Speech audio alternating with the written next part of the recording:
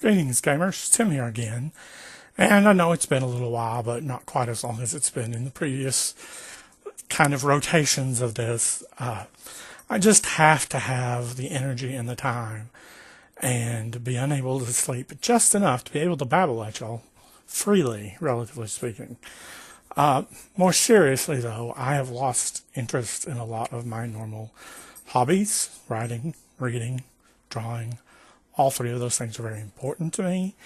And so me and my doctor have decided to alter one of my antidepressants, which is part why I decided to do this video now, because I will be taking the switch over very shortly. So it's probably going to be a month and a half before I do another video. But I do want to let you know that I will still be doing videos.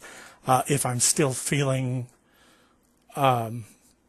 good while the switchover occurs, then you may see a video sooner, but most likely it's going to be a month or a month and a half.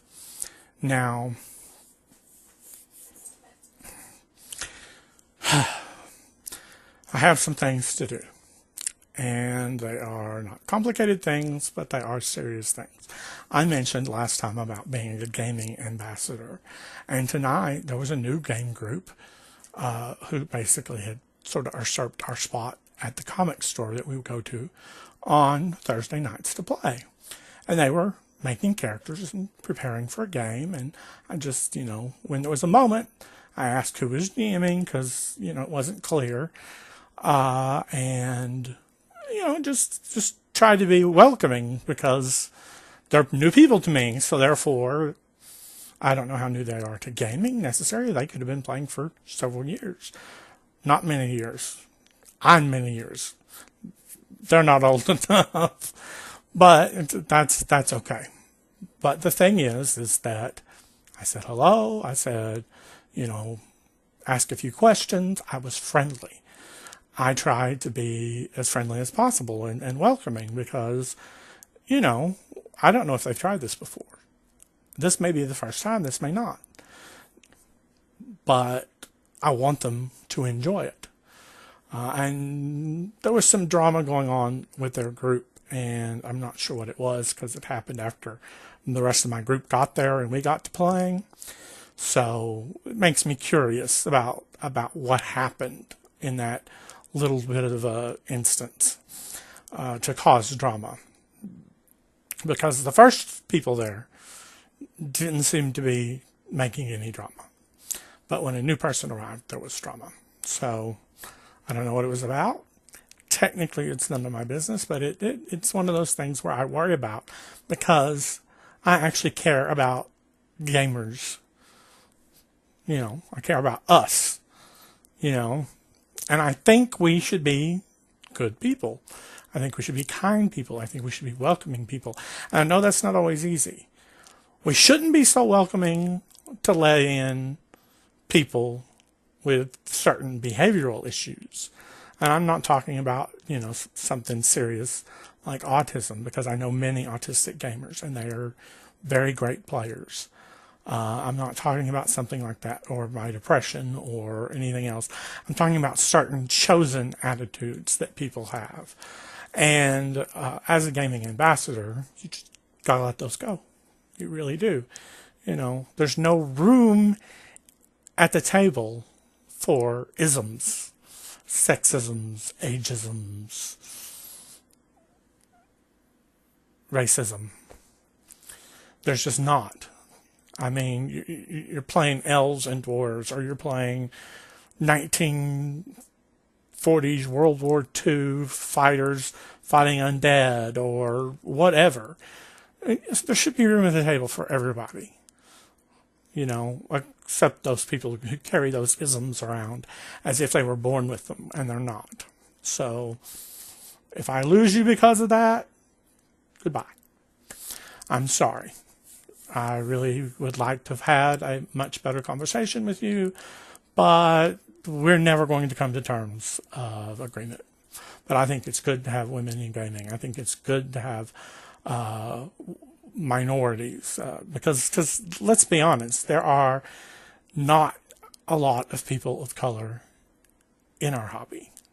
I mean, it's a sea of white people.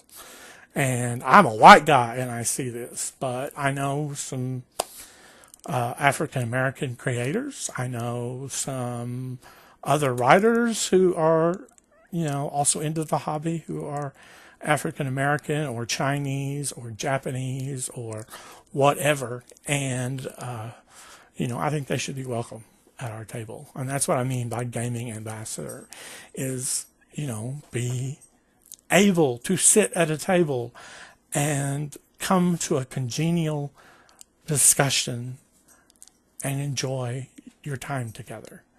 Real ambassadors may not enjoy time together, but I don't know. I've never sat at one of their tables. It might be a little too serious for me. Because apparently I have no sense of humor, so, can't be serious either. But the thing is I wanted to say something on that experience because I really don't know these people. I really don't know what's going on. I don't know if it was actual drama or not. It could just be me reading into the situation. But there's some things that you have to be wary for other people. Sometimes you have to watch their backs. And that if that's a different game group than yours, if that's just another, person who's interested in gaming, that's not a member of your group, but still needs a little backup in whatever. One of the most surprising things that ever happened to me was I was working at a bookstore. I should not name it, but it was a bookstore. Back when bookstores were places you could go and buy books. And they were common, relatively speaking, often having multiple ones in your locations from different competing companies. But that's not this era. That's a dead era. It's the past. But one time when I was at the store, I had an elderly lady come in and ask me if we sold Dungeons and Dragons. And this is still the time period where usually when an elderly person asked me if we had Dungeons and Dragons, I winced inwardly because they were usually going to go on a rant, a faith-based rant about gaming, based on specious evidence and limited truth, and because somebody else said it was bad, so they accepted that. Now, my mom, devoutly Baptist, lets me play D&D. I'm 45 years old. She doesn't have to let me play D&D now, but when I was a kid, and I was, she let me play D&D. She made sure I understood the difference between fantasy and reality and let me go at it. And she knew where her kids were quite often on Saturday nights. As she once told somebody, said, "You let your children do that?" And she was like, "Why, yes, I know where my children are. I know what they're doing. I know what they're eating. I know what they're drinking. I know what they're not doing." So, it's one of those situations where I had an expectation. And the woman asked if there were any local gaming groups, if there was any local meetups for gaming groups. Now, this is a time period when there were game stores, pretty common, not necessarily two to a small city, but at least one. And I mentioned the one that I knew of, but unfortunately it wasn't immediately in my city anymore because they had already killed that one off, unfortunately. But she was interested because her grandson or child of some kind, one of her children, basically, her descendants, got her interested. And this is an elderly lady who I expected a completely different response from, which I shouldn't necessarily have expected any response from. And that was me showing ageism. I mean, I'm a person of faith. I don't necessarily believe what my mom believes, but I'm a person of faith. I don't necessarily believe what you believe. And you can be people of faith or not. I don't have any interest in convincing you of what I believe. I believe it. I'm fine with that. I'm okay with that. I hope you are too. I hope you're fine with what I believe, and I will try and support your right to do that, unless it's like, flat Earth theory, and then you're just out. If the Earth were flat, we're shoving you off. Okay, flat Earth theory, really? No, that's a religion that I will have nothing to do with, by the way. More seriously, but I wanted to bring up the gaming ambassador thing again because my friend Rick said he wanted to make a little funny joke and wasn't sure how it would be taken. So, Rick, hi, how's it going? You got mentioned. Do you want me to do it again? Anyway, basically, he watches YouTube videos about how gaming is supposed to be. Other friends watch videos about how D&D is supposed to be and gaming is supposed to be. And we're never going to be in those perfect worlds where we have perfectly chosen, voice actors or, people in similar industries sharing time at a table, such as the PAX Expo D&D game, that whichever one that is. But that's the thing. We need to be ambassadors because it's not going to be perfect.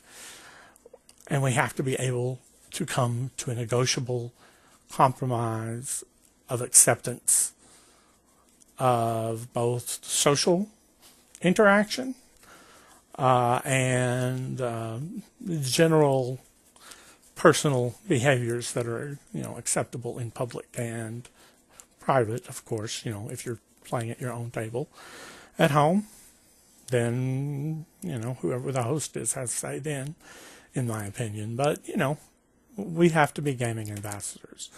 Now, this wasn't supposed to be an extension of last time's blog, but because of the course of events that happened, I wanted to basically, talk a little more about it. This was actually supposed to be me talking about A, why you may not see me for a month and a half, and B, about something special. See, I've run a game 3 times, and I've had players from all 3 of those games tell me, this is the best game I've ever played in. Best campaign ever. Now, I've been GMs for these people for other games. I've been GMs for these people with my own games. And while they enjoyed them, or at least they said they did, and generally, they'll tell me the truth, because there are some games that we just haven't had any fun with. But this one has seemingly struck a chord with the players that I end up with. Now, not all of the players I have played with have we played this game. Not everybody's interested in the subject matter. But what I'm talking about is Atomic Highway, originally written by Colin Chapman, who's a very wonderful guy. I consider him an internet friend that I made, and we talked back and forth fairly regularly once he put his game out, and we talked about his game and etc. But things happen, life happens, and we lost touch, and he decided to make his game free because he felt he'd made as much money as he was going to make off of it, that game's life. He wrote 1 supplement, he was happy with the game. Why keep writing, just to fill in stuff that people who have imaginations can write themselves. Now, whether you agree with that decision or you want a stream of supplements, lined up for your perusal, that's up to you. Me, I've made do with just core books for games for many, many, many, many, many years. In fact, for the longest time when I played 2nd edition D&D, I left the monster manual and the dungeon manual at home, because all I needed was the stuff in the player's book for the players, because most of the rest of it I was making up. Monsters, encounters, magic items, they were mine. And that's kind of what this hobby encourages you to do to some degree. Even in the 5th edition Dungeon Master's book tends to be, here's some tables, but hey, think of what you can do, It gives you options. it explains that this is not the only way things have to be for this particular game. And, but back to Atomic Highway. Anyway, he made it free. It's been in PDF for free for some time. And people occasionally mention it or ask about it or wonder if the other supplement that was mentioned was ever going to come out. Well, at this moment, I have no idea because it has been bought by a new company. And that new company is interested in supporting the game, potentially with a second edition. I can't say more than that because I don't know.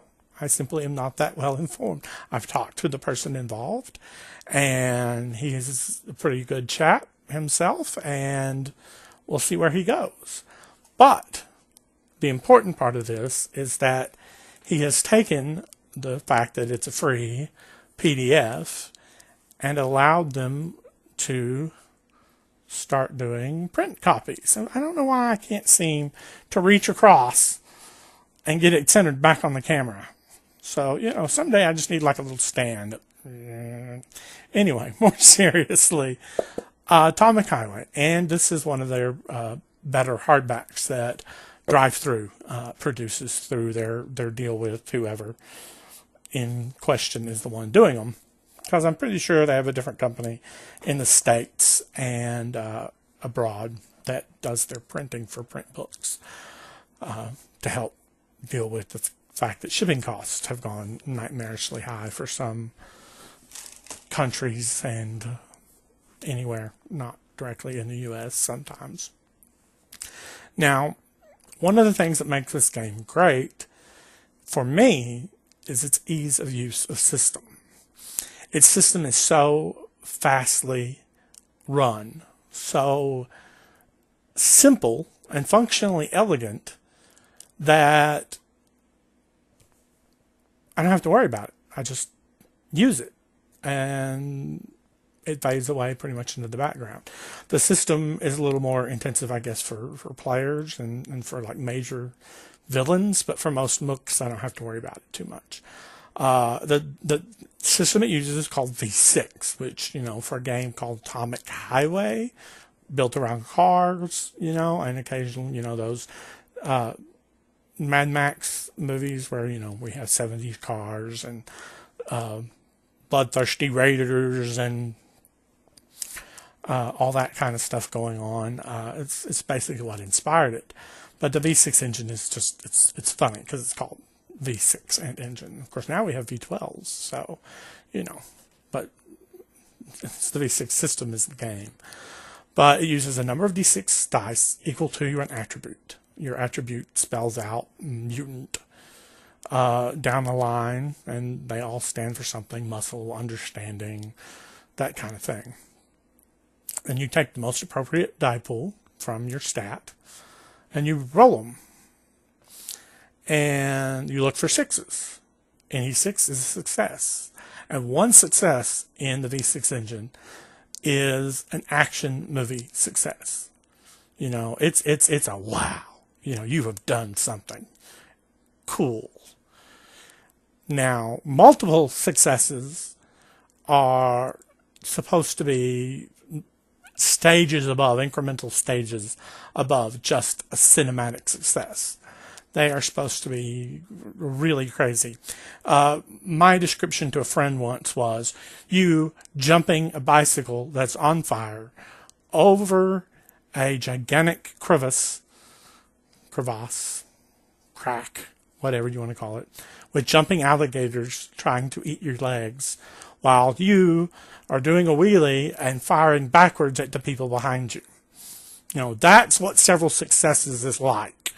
You're on fire, you've got things nipping at your heels, you've got people shooting at you, you're on a bicycle that's on fire too, and you're doing a wheelie. So, it's just really, really supposed to be an impressive success when you roll multiple ones. Now, it does kind of get weird if you use the option to dodge, to defend, instead of just bang your hit.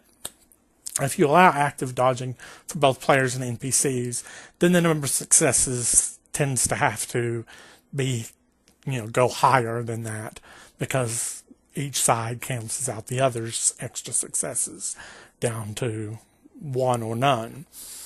Meaning that, yeah, you may have rolled 6 successes, but you fail because that person got 7. Not that 7 successes is likely, because the stats range from 1 to 6, and 6 is very unlikely, rare, unless you're a mutant and have a special mutation that gives you a 6. But the game is pretty much meant to be Mad Max. It's got a generic post-apocalyptic, the world ended. It doesn't tell you how, it doesn't tell you why. Could be a virus, could be a bomb, could be anything. But there are mutants. At least there are mutant enemies. They do not have to be player characters, although they do offer one specific called the Trog, which are people who went and lived underground, sort of like the Morlocks for a while. And that's a stable mutant that you can draw upon if you want to use them. But there's also charts for rolling up random mutations and defects. But they're not primary to the game. In fact, they're a secondary concern and entirely optional. So are psychic powers. So are humanoid mutant animals and humanoid mutant plants and humanoid mutant bugs and whatever else you want to add.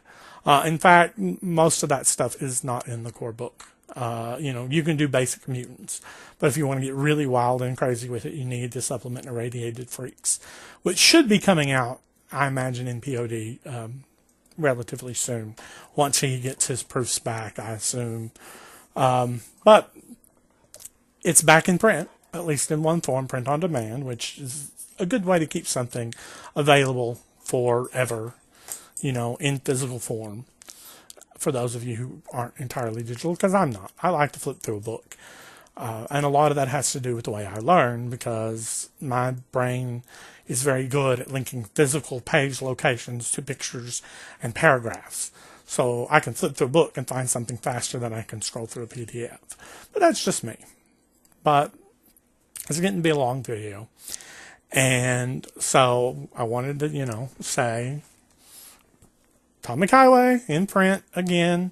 Not very expensive, to be honest. I mean, it is a black and white role-playing game. It doesn't have super slick color pages or anything.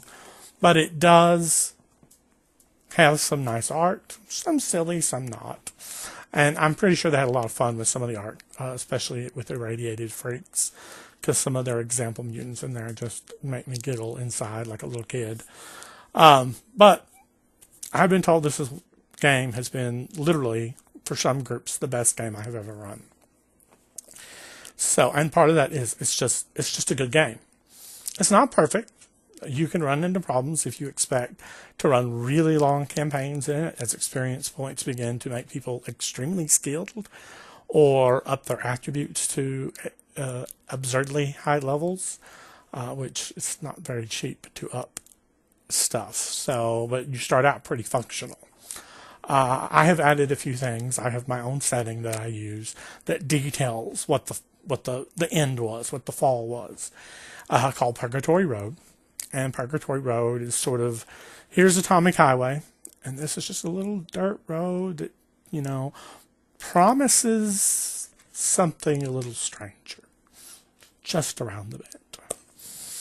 But you have to have off-road tires, probably a good idea to take your guns, and definitely have an armored car. One thing I have done for the setting is there is a problem with the fact that some characters get cars starting out and some characters get riding animals. And I have swapped out fairly traditional riding animals for some mutants that can keep up with cars. Now, they might not be able to keep up with, a super powerful muscle car that's still running optimally, at 180 miles an hour on a nice highway. But they can keep up with a semi-functional, still usable off-road vehicle, 80, 90 miles an hour, something. They are fast. Because there's no reason to have the party split up simply because some can get cars at the start or trucks and others don't. Mind you, you could give everybody a car if you wanted and just go all out crazy with it. But it's not, it's Not meant to be a car dueling game. They have those, and there's some good ones. There is a good one out there. There actually are several that have been out there over the years that are all post-apocalyptic in some way. But this one focuses on action in general, action movie apocalypse. My suggested watch list for it would be Mad Max, Road Warrior, Mad Max Fury Road. I'm not a fan of Thunderdome. I know a lot of people are, but I'm just not a fan of Thunderdome as much. The Book of Jericho. No, Book of Eli, sorry. The TV show Jericho a little bit. That was fun. I mean, you know, it doesn't quite get to the apocalypse. It's sort of sloughing slowly into it. The TV show Jericho, but I don't know if I would recommend it. I liked it, but it didn't survive anybody else liking it, apparently. Or not enough of us liking it, but that's a little too recent an apocalypse, and a very limited one when you get down to it. And I could go back and reshoot this video to cut that out, because that was a slip, bringing Jericho up at all, but I'm just going to leave it. You can deal with some of my mistakes some of the time. If you can't, well, just don't watch my videos. Find somebody else who entertains you for free, because I don't monetize this. You know, this is just me having fun with my webcam and saying, hi, people. But that's the thing. There are various types of game systems out there, and it's one of the reasons why I recommend in my Gaming 101 stuff is that be familiar with them, because there may already be a game doing exactly what you want. There may be a game doing nothing like what you want, but you find out you like that as well. So, you know, it's just one of those things that I think is a good thing to keep in mind. Like, I didn't know I was going to like Atomic Highway, but I took a risk, and I did. And I've run 3 successful, even if short campaigns of it. Unfortunately, sadly, I'm no longer with any of those 3 groups due to moving and just other things that have happened. But, you know, at the end of the day, it's important for us to just do our best, be good people, be kind. I mean, you know, and this world's tough enough. It really is on all of us.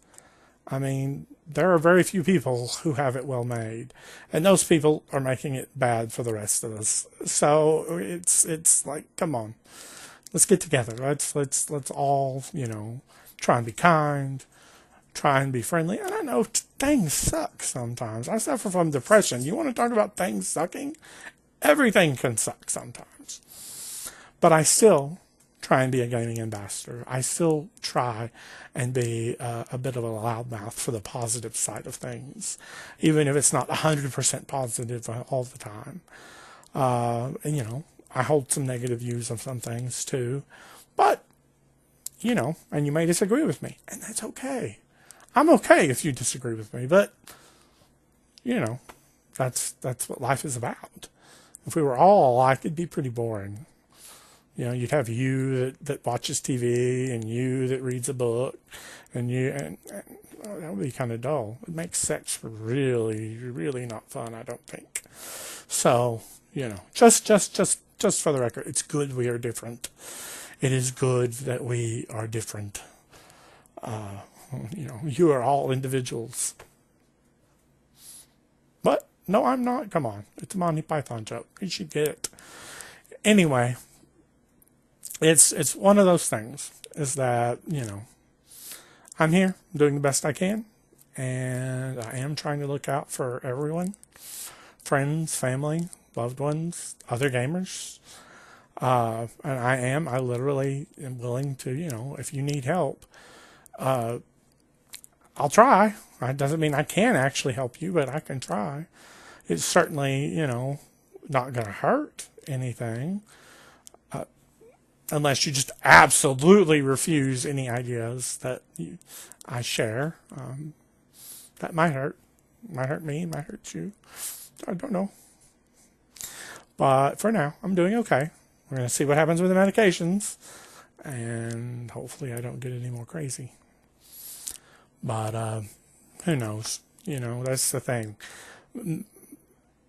Psychopharmacological medicine sometimes feels to me like dropping darts in the ocean in a storm and hoping they all hit the bullseye at the bottom of the ocean. You know, just and hoping that they all hit that. Yeah, it's not going to happen. Especially as light as darts actually are these days. They don't even let you have pointy ones. I mean, come on. What's a dart without a point? Anyway, thanks. You know, thank you very much for letting me, you know, babble on and, you know, watch this and deal with it and watch the craziness that happens to unfold from my ginormous head. Because, yes, it is ginormous, because I'm sitting here trying to put on a friend's Mandalorian helmet for the Mandalorian Mercenary Club. And, you know, he's got it sanded. It's coming into shape. Really good. Barely fits my head. Fits his head, better. And I have a helmet that's, you know, slightly thinner material. Still heavy, slightly thinner material. Slightly more room. But it's still pretty tight, especially with the glasses on. And I really don't want to go stumbling around in a Mandalorian helmet without glasses. Not that you'll ever know. I mean, I can see. I'm just not going to be reading anything if I'm doing that. And I may be pointing at two people instead of one standing in front of me. But yeah, that's another thing I have started doing is I'm working on a Mandalorian costume. And heaven help me, if any of you ever get this in your head, remember, I'm warning you, it's difficult. It's challenging, especially when you're not crafty like me. Because I'm not crafty. You know, draw. Yeah, I can do a pretty good sketch of a character. I can draw landscape. I can do some other things, get a dragon out there, you know. Probably wouldn't make the best tattoo artist, because that's not a really good canvas for me, you know. It's like, stop moving. Oh, wait, that's the drill. Or the needle. Whatever, however you want to refer to the implement that tattoos. But, peace. Good gaming. I know I'm a little crazy at times. Just accept me as I am, because it's not going to change. I hope.